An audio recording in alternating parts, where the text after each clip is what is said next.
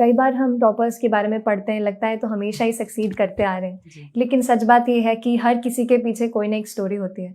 और मेरा वही था कि मैंने जेई दिया, I couldn't clear it. At that moment मुझे लगा कि एवरीथिंग शैटर्ड, कुछ बचा नहीं, अच्छा कॉलेज मिला नहीं, पता नहीं क्या होगा।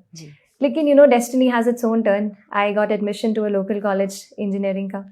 और तो यही कहूँगी कि if you are testing failure, you know, let that be a step in the right direction. उसको आप एक ऐसा पड़ाव बनाइए अपनी लाइफ का कि उस पर स्टेप करके उससे पॉजिटिव एनर्जी लेके आप अपने दूसरे जो भी आप डिसाइड करते हैं गोल, उसकी तरफ बढ़ें। तो फेलियर से बिल्कुल घबराएं नहीं, ये एक मेरा मैसेज रहेगा सबको। फेलियर आएंगे, ऑब्स्टिकल्स आएंगे, लेकिन बात तभी होगी जब आप डिटर्मिनेशन से उन फेलियर्स को फेस करेंगे और अपने आप से पूछेंगे कि मैं क्यों ये जो गोल अचीव करना चाहता हूँ या चाहती हूँ, क्यों करना चाहती हूँ। अगर आपका वाई स्ट्रांग है तो आप दूसरे में भी कर लेंगे अच्छे से।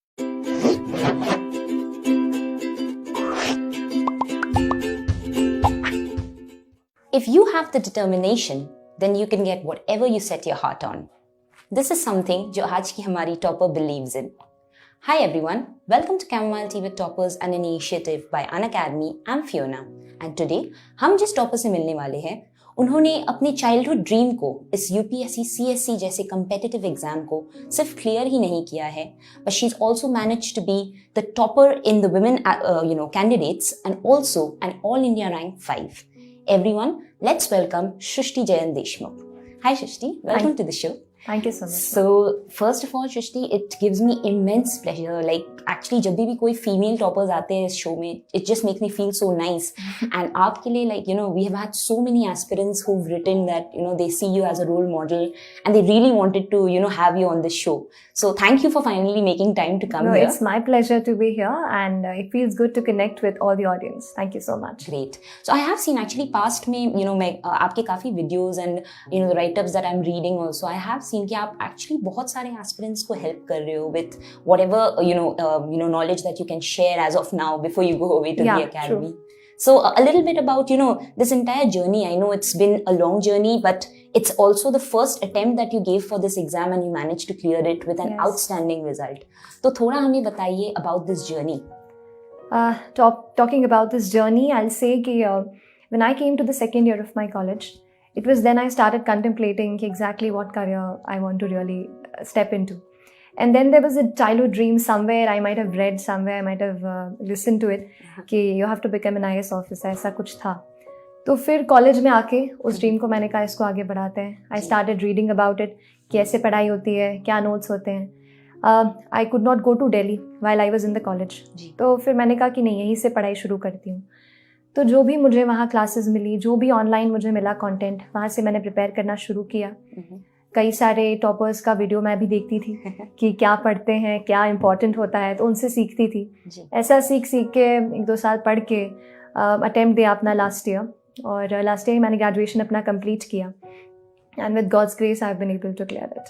तो इसके बारे में this is one thing actually मैंने बहुत सारे आपकी इंटरव्यूज देखे हैं. One thing which always comes across कि you have this sense of positivity around you, and मैंने देखा है कि you are quite interested in yoga, meditation as well. तो उसके बारे में आप क्या बताओगे? बिकॉज ऐसे बहुत एस्पिरेंट्स जैसे ऐसे कम्पिटिटिव एग्जाम्स में उनका एक मेंटल कंडीशन उसको बिल्ड करना is also very difficult, because again this is an exam of constant perseverance and also hard continuously चलते रहता है. तो उस state of mind को build करने के लिए what would you suggest? What should they do? Yes, state of mind जैसा आपने कहा equally important है. We focus on material, we focus on test, we take all the material that's there, we just want to leave and just don't want to leave anything. लेकिन हम ये शायद भूल जाते हैं कि हमारा mental preparation भी equally important है. तो for a grueling exam like this, हमें mentally भी prepare होना बेहद ज़रूरी है. एग्ज़ाम खुद 1 साल की है, प्रीलिम्स देते हैं, फिर मेंस, फिर पर्सनालिटी टेस्ट, उसके 1-1.5 साल पहले से कर रहे हैं तो और जर्नी लंबी हो जाती है. तो उसमें हमें करने के लिए पॉजिटिविटी बेहद ज़रूरी है. तो आई स्टडीड इन भोपाल, जहाँ पे आई रिसाइड. तो it was good for me. वहाँ पे थोड़ा सा मम्मी से आई यूज्ड टू टॉक, उनके हाथ का खाना खाती थी, पापा से बात. I have a little brother, तो उससे सब मस्ती करना एंड ऑल दैट. तो that thing is equally important. अपने आप को मोटिवेटेड रखना, पॉजिटिव लोगों से जुड़े रहना, वो भी बेहद ज़रूरी है. थोड़ा म्यूज़िक का सहारा लिया मैंने, to listen to songs that boosted me up. And as you said, yoga. So my mother always focused on yoga कि नहीं, this is one thing you should be focusing upon apart from your studies. So I'll also say कि whatever you're doing, physically also you have to be fit. Take out time for some physical workout. And जैसा meditation पे, तो meditation helps you calm your mind. थोड़ा एक peaceful sense लाता है आपकी life में. तो ऐसा भी कुछ करिए, motivate खुद को रखिए और positive लोगों के साथ जुड़े रहिए. You know, anybody who pulls you down, who tells you that it can't happen, stay away from those people. You know, it's just straightforward. Stay away, because in these moments when you're trying to achieve something in your life, आप कुछ बनना चाह रहे हैं, कुछ करना चाह रहे हैं, उस वक्त कम से कम उन लोगों से दूर रहें. एंड यू नो, बाद में सक्सेस के आप बिल्कुल उनसे मिल सकते हैं. एक चीज़ जो बहुत सारे एस्पिरेंट्स भी पूछती है, specially if we see like the trend over the last few years, and specially इस साल में तो डेफिनेटली टॉप 10 में भी अगर मैं देखूँ तो इंजीनियर्स बहुत सारे हैं. सो एक क्वेश्चन जो बहुत सारे एस्पिरेंट्स जो हमारे पूछते हैं कि do you think engineering gives you an edge to clear these kind of exams, and जो बाकी है जैसे जो नॉन इंजीनियरिंग फील्ड से है, आप क्या कहोगे? शुड दे बी डीमोटिवेटेड कि उनसे नहीं हो पाएगा, या इवन दे कैन मैनेज? इस पे एक चीज़ कहूँगी that comes to my mind whenever I get this question. सच में इंजीनियरिंग का कोई बहुत रोल नहीं है. ये एग्ज़ाम है जनरल स्टडीज़ की. You have to study history, geography, international relation, internal security, environment. So, and science and technology is a little part. So, engineering as such really does not help. अब ऐसा क्यों हो रहा है? मुझे ऐसा लगता है इन जनरल इंडिया में अभी इंजीनियरिंग बहुत लोग ले चुके हैं. So you know, the proportion of people who are there as engineers वो ज़्यादा है. उस कारण से शायद रिजल्ट्स आ रहे हैं. वो एक चीज़ हो सकती है. People who have taken other backgrounds, who have taken humanities, I thought that they had an edge when I was studying, क्योंकि ये लगता है ना कि कोई ग्रेजुएशन में हिस्ट्री पढ़ रहे हैं, सोशियोलॉजी पढ़ रहे हैं, तो वो अपना यहाँ पे कर सकते हैं. पर एक लास्ट में इस चीज़ के लिए क्या कहूँगी कि यूपीएससी इतना स्पेशल एग्जाम है कि यू आर डांसर और यू आर एन इंजीनियर और you are a literature graduate, you know you will have to study. You know, you just मतलब एक ऐसा नहीं मिलेगा कि यार ये पोर्शन तो मेरा उससे हो गया. पढ़ना आपको हर इसमें पढ़ने वाला है. एक लेवल प्लेइंग फील्ड है यूपीएससी का. तो कुछ भी मन में ऐसा लेके ना चलें कि ये लिया है तो नहीं होगा या होगा या नहीं. It all depends on your hard work. इसके एक बार डिसाइड करने के बाद आप कैसे पढ़ते हैं, that plays a huge role. Graduation तो आप कुछ भी कर सकते हैं. यूपीएससी प्रिपरेशन का सबसे बड़ा चैलेंज है ये समझना कि एग्जाम पॉइंट ऑफ व्यू से क्या रेलेवेंट है और क्या नहीं. इसी में यूपीएससी एस्पायरेंट्स की मदद के लिए मैं पिछले 10 सालों से एक वेबसाइट और यूट्यूब चैनल चला रहा हूँ. यूपीएससी प्रीलिम्स पे मेरी किताब अमेजॉन के टॉप 100 बेस्ट सेलर्स में है. मेरा सालों से इकोनॉमी पढ़ाने का एक्सपीरियंस और यूपीएससी एग्जाम के बदलते ट्रेंड एनालिसिस के जरिए मैं आपको सफलता की ओर ले जाऊंगा. मेरा नाम है मृणाल पटेल. मैं अनअकैडमी प्लस पे लाइव पढ़ाता हूँ. तो उसी पे एक पार्ट जो आती है हमारे प्रीलिम्स के टाइम में, there is a CSAT papers. तो इस पे बहुत एस्पिरेंट्स का ये मानना होता है कि क्योंकि इंजीनियर्स के लिए वे इजियर होता है सीसैट को क्लियर करना, एंड बहुत ऐसे होते हैं जिनके लिए मैथ्स दूर दूर तक यू नो उनकी अच्छी दोस्ती नहीं है उससे. सो उनके लिए आप क्या कहोगे फॉर कंप्लीट बिगिनर्स, अगर वो सीसैट की तैयारी भी कर रहे हैं and they didn't have maths in you know their graduation, तो वो कैसे तैयारी कर सकते हैं, and what are the maybe some of those topics या चैप्टर्स विच डेफिनेटली उनको उस पर ध्यान देना चाहिए? राइट.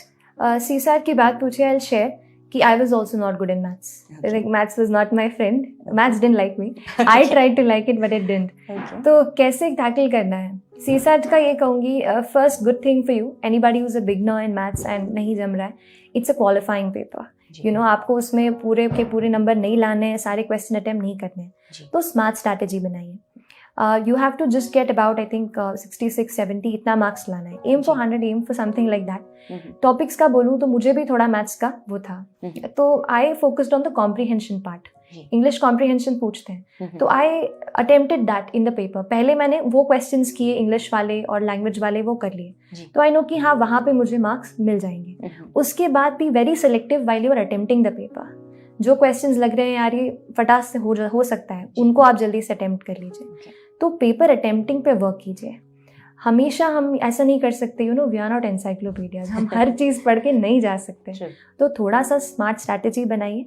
I did this. पहले इंग्लिश कॉम्प्रीहेंशन कर लिया, फिर आई न्यू कि हाँ I had this 15-20 questions with me.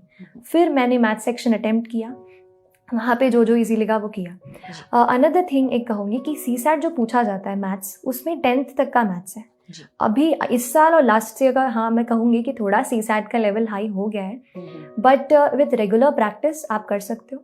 जैसे मैं संडेज़ को ऐसे लिखती थी, वैसे आप संडेज़ को कुछ सीसैट का 1 आवर आप निकाल लीजिए और उस दिन आप पक्के से सीसैट प्रैक्टिस कर लीजिए। कई बार हम इग्नोर करते हैं, किसी चीज़ से डरते हैं तो उनसे भागते हैं, उनसे भागिए मत। जो आपको डर लग रहा है जिस चीज़ का, उसको ज़्यादा फेस कीजिए, be familiar with that topic, और संडे टू संडे की प्रैक्टिसिंग आई थिंक हो जाएगा, इतना टफ नहीं है। तो सृष्टि, हमने सीसैट के बारे में तो बात किया, प्रीलिम्स की जो जीएस पेपर्स होते हैं उसके बारे में भी बात करते हैं, बिकॉज जैसे कि आपका भी फर्स्ट अटेम्प्ट था और बहुत सारे ऐसे एस्पिरेंट्स हैं जो कंप्लीट बिगिनर्स हैं, तो उनके लिए the syllabus itself becomes very difficult to understand कि उसको डीकोड कैसे करें, कि क्या पढ़ना है, नहीं पढ़ना है, कितना पढ़ना है। Because I did read somewhere कि आपने भी मेंशन किया था, because online learning has made it very easy, but also बहुत ज्यादा डिस्ट्रैक्शंस आ जाते हैं, so you don't know where to stop. तो उसके लिए आप क्या बताओगे हमारे एस्पिरेंट्स को, where how should they go on with the studies, syllabus को कैसे डिकोड कर सकते हैं, what would be the pointers? Okay. Like I always say, syllabus is the thing, that's the basic thing and the ultimate. It's your guide. From the first day of your preparation till the day of your interview, आपको अपना syllabus अपने सामने रखना ही है. Coming to decoding the syllabus, तो prelims का if you see the syllabus काफ़ी कम है, 5 to 6 lines में they just end it up. Mains is a thing जो बहुत अच्छे से डिटेल में उन्होंने किया हुआ है, बताया हुआ है यूपीएससी ने. Coming to the prelim syllabus, 4 phases में आप बांट सकते हैं.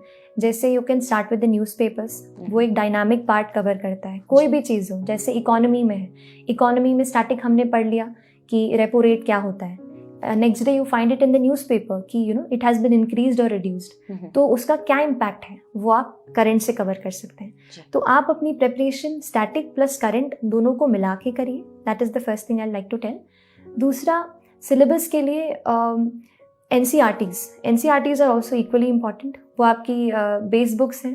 कोई भी आप स्टैंडर्ड बुक पिक करते हैं, उसके पहले आप NCRTs अच्छे से पढ़ लीजिए एंड गेट एन आइडिया. कई बार हमको हिस्ट्री बहुत अच्छी लगती है तो वो हिस्ट्री को जल्दी से कवर कर लेते हैं, लेकिन मुझे हिस्ट्री इतनी अच्छी नहीं लगती थी. I took a lot of time उसमें.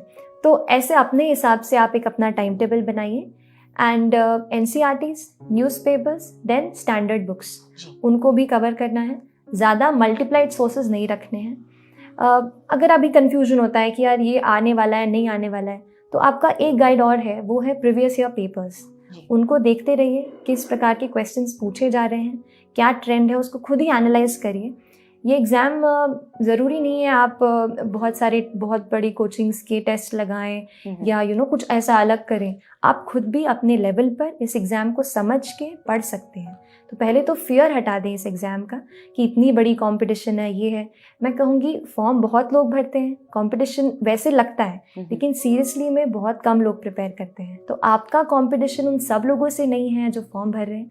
आपका कंपटीशन उन केवल सीरियस कैंडिडेट से है, लिमिटेड, जो सच में इसका पढ़ रहे हैं. तो you can at your own level find out from the papers, go through the NCRTs, read the standard books, और फिर आंसर राइटिंग एंड टेस्ट ये लगा सकते हैं. परफेक्ट. तो सृष्टि, जैसे कि आप प्रिपरेशन के बारे में ही आपने बताया, तो क्या आप ज़रा हमारे एस्पिरेंट्स को ये भी बता सकोगे कि से फॉर प्रीलिम्स, मेंस के लिए भी, बट प्रीलिम्स के लिए फॉर नाउ, एग्जैक्टली रिसोर्सेज आपने क्या यूज़ किए थे for the different papers? Okay, for prelims I started with the NCRTs, as I said, वो पूरा बेस्ड रहेगा.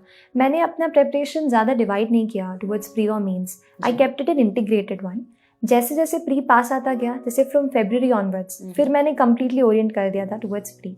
उसके पहले मैंने प्री मेंस दोनों साथ में लेके चली. Still for the sources, for polity section I read the M. Lakshmikant book, who is the author. For economy, I read Mr. Ramesh Singh's book. Then I referred extensively to the government documents. जैसे नीति आयोग का action agenda है. These authentic documents are really important. कुछ वहाँ से keywords pick करके भी UPSC सवाल पूछ लेते हैं, तो keep a track on that. Newspapers was the basic source. Coming to history, modern Indian history के लिए I refer to the Spectrum book by mister Rajiv Ahir. Then for the ancient and medieval history, for the ancient history, I read the Tamil Nadu textbook class 11th. Okay. For medieval history, I only referred to the NCRTs. Okay. For the Indian culture part, I read the book of Nitin Singhania, Art and Culture, and also referred to the CCRT website. Coming to geography, I read the base book of G.C. Leong, which is there.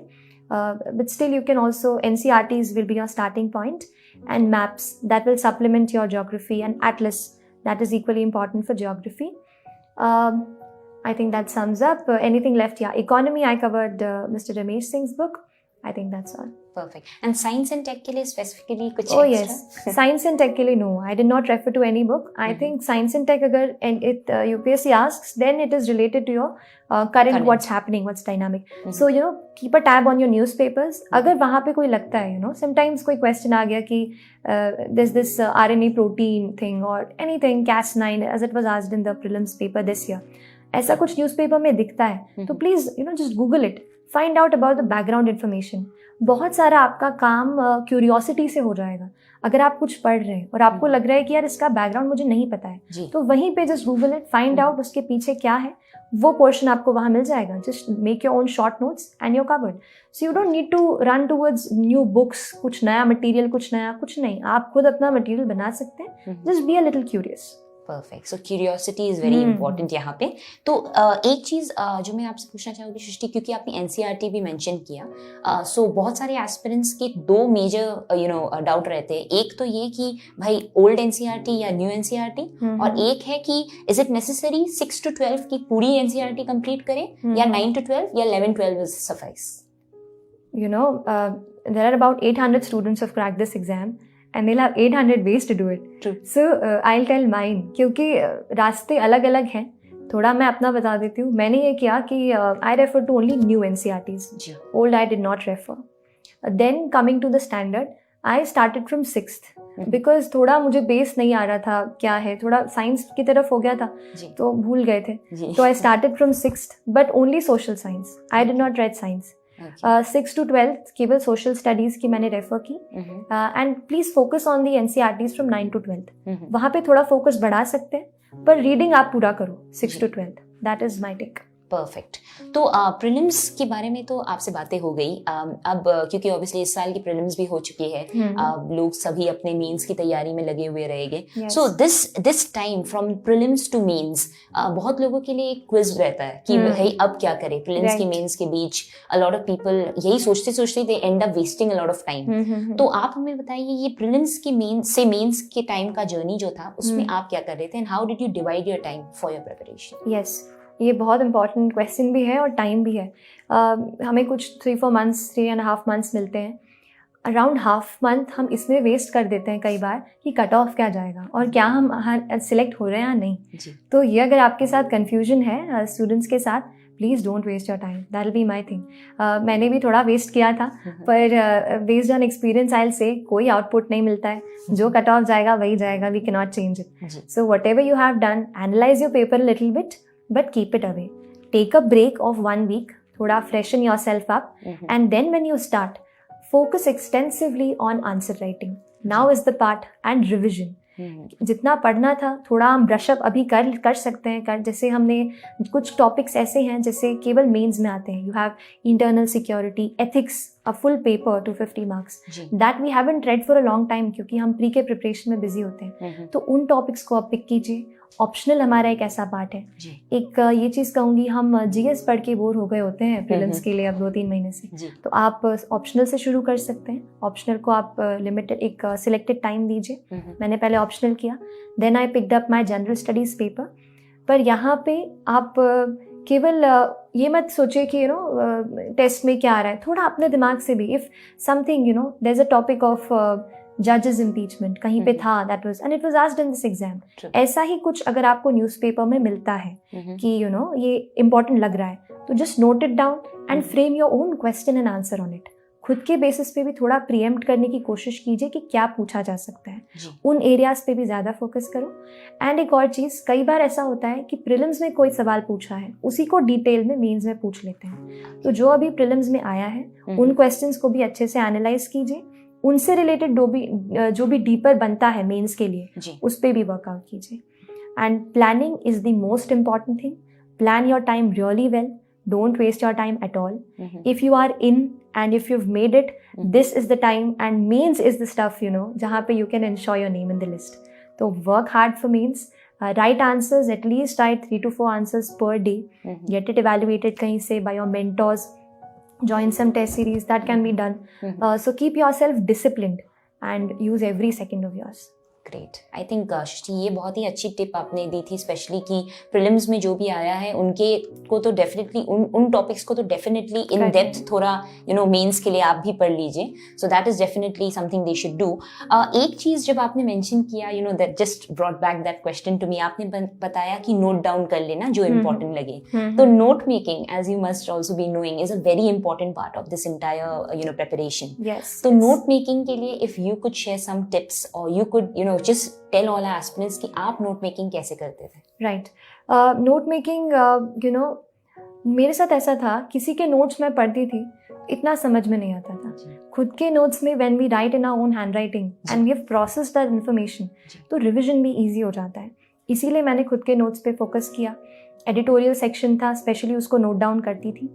एक tip कि make your notes in plain A4 size sheet papers. Because वहाँ पे we have to write in plain sheets. You're not going to get ruled pages. So let's practice from here. I made my notes there. Point format में लिखती थी और depending on the demand. कई बार ऐसा होता है कि newspaper में कोई statement रहता है which you feel यार this statement can be directly quoted in my answer as a conclusion or an introduction. तो वैसे statements को आप directly अपने notes में लिख लीजिए. एक और चीज़ कर सकते हैं, आप कहीं पे डेटा आपको मिलता है न्यूज़पेपर में कि 50% of Indian population has done anything, we get such data. This data can substantiate your argument in your answer. तो इस डेटा को अलग से आप एक नोटबुक में नोट कर लो और जब भी आप उसका आंसर लिख रहे हो, कोट दैट डेटा वहाँ पे, practice it in your answers. And when you add to your notes, कुछ भी नया जब आप लिख रहे हो तो बस थोड़ा सा पेजेस पलटा के पीछे देख लीजिए कि क्या लिखा है. हर दिन पूरा नहीं पढ़ना है, but even if you glance through those notes, वो थोड़ा आपके दिमाग में रहेगा, वो that will help you in revision. तो don't take shortcuts, make your notes, that will increase your comprehension of the topic. And I have observed कि जितना ऑर्गेनाइज्ड हमारे नोट्स होते हैं उतने अच्छे और ऑर्गेनाइज्ड हमारे आंसर्स हो जाते हैं. तो focus on that. Great. So organize your notes. That will organize your answer and that will get you a rank, hopefully. Yeah. Great. So सृष्टि एक चीज मुझे बताइए, since आप इतना detailed information दे रहे हो सब कुछ में, I just want to know कि सृष्टि as a person आप कैसे हो? Are you like an introvert? बहुत ही restricted लोगों से आप मिलते हो, या are you an extrovert? You like to just socialize, meet people, more of an adventure junkie? कैसे हो आप like in your day-to-day life? When I started in school, I was an extrovert, meeting with people, doing all the stuff. Okay. When I came to the college and I stepped into this preparation, I made a shell around me. Okay. कि नहीं, अब थोड़ा सा you have to focus on it. I could not connect and did not connect with a lot of my friends. So this was a transition that I made. But in the past 2 months after my result, I have been connecting with so many people. So things are changing for me. So I'm in a kind of a transition state. I didn't like to speak so much, but now I'm getting an opportunity to speak so much. So it's like a transition phase for me right now. Great. So with the prelims done and the mains about to come, you've also explained कि this entire phase में आप क्या कर रहे थे.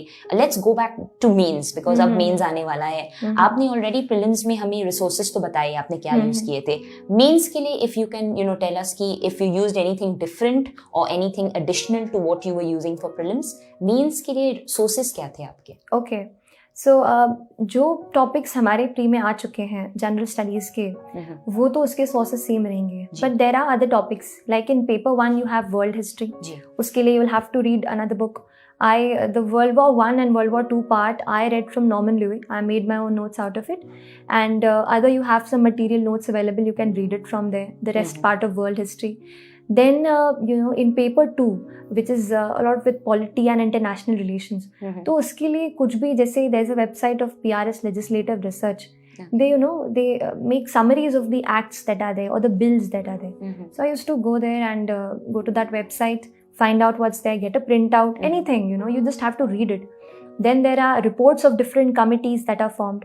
You can access it from there. So current पे ज़्यादा मैंने फिर फोकस करना शुरू किया. करंट से डिराइव करके जो भी टॉपिक्स मुझे लग रहे थे उन पे फोकस किया. इंटरनेशनल रिलेशंस के लिए आप the official website of ministry of external affairs, वहाँ पे you'll get you know who's coming, who you know great personality or maybe a leader of some nation is coming to our country. तो वहाँ से देखिए उस country का क्या background है, वैसे एक्सेस कीजिए.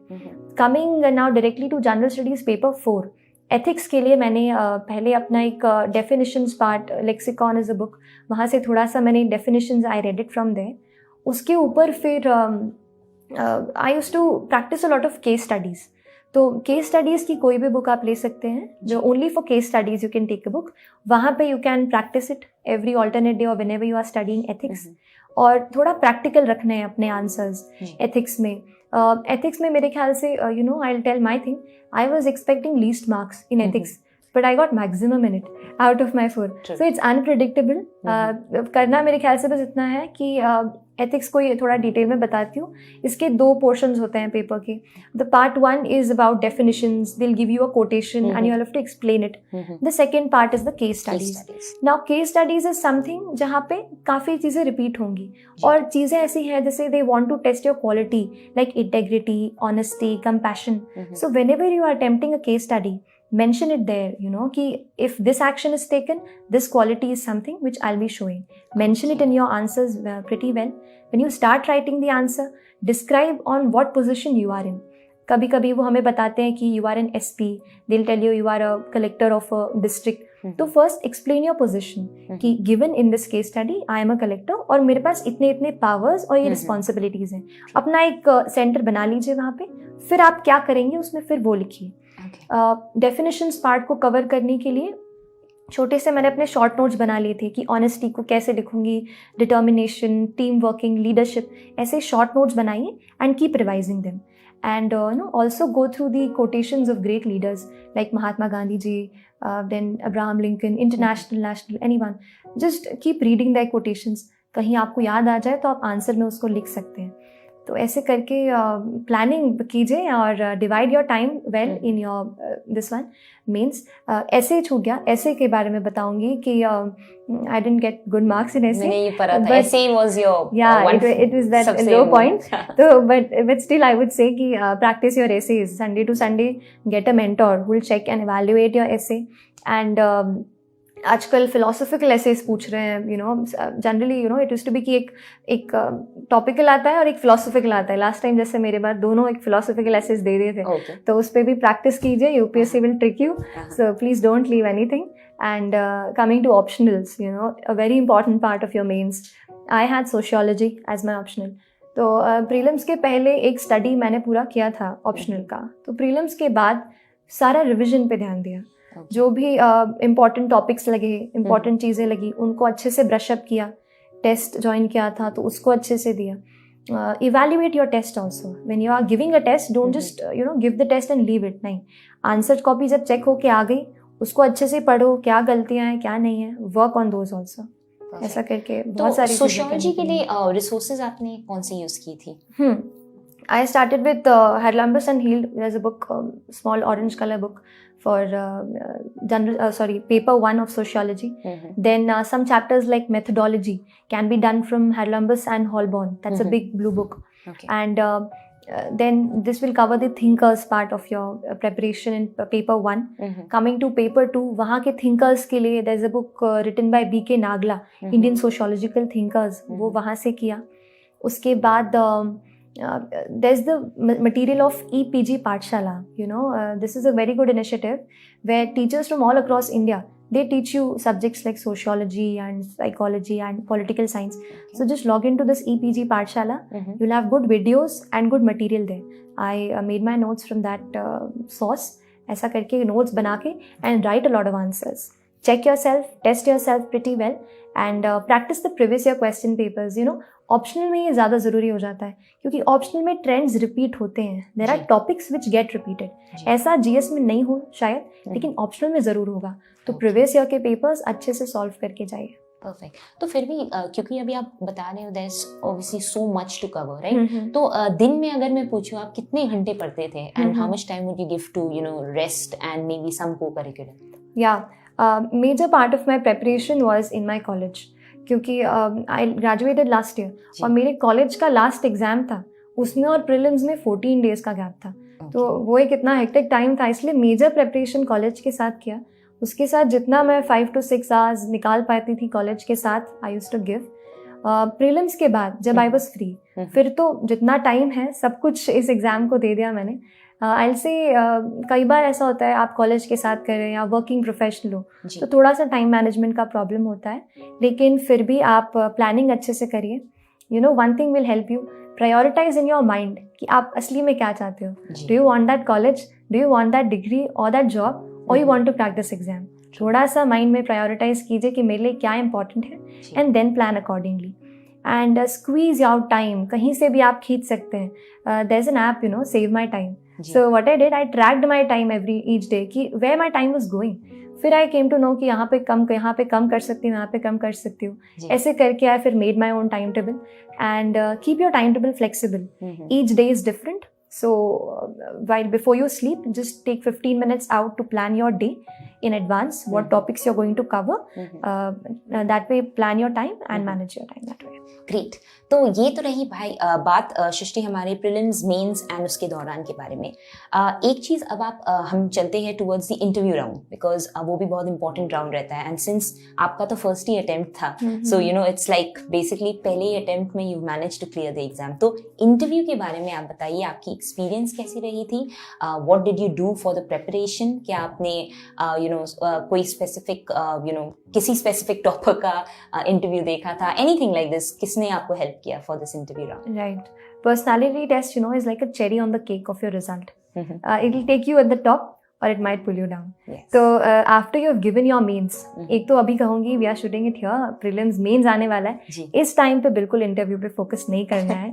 डोंट थिंक कि क्या बोलूँगा वहाँ पे डैफ में, हॉबीज में, कुछ नहीं। अभी don't give your time there. अभी mains is the most important. After you have given your mains you get about 2 to 3 months जब आपका पर्सनालिटी टेस्ट होने वाला होता है, वो परफेक्ट टाइम है। उस टाइम पे मैंने एक तो जैसे you said it was the first time I had never, and you know I never also sat for any campus interview in my college. तो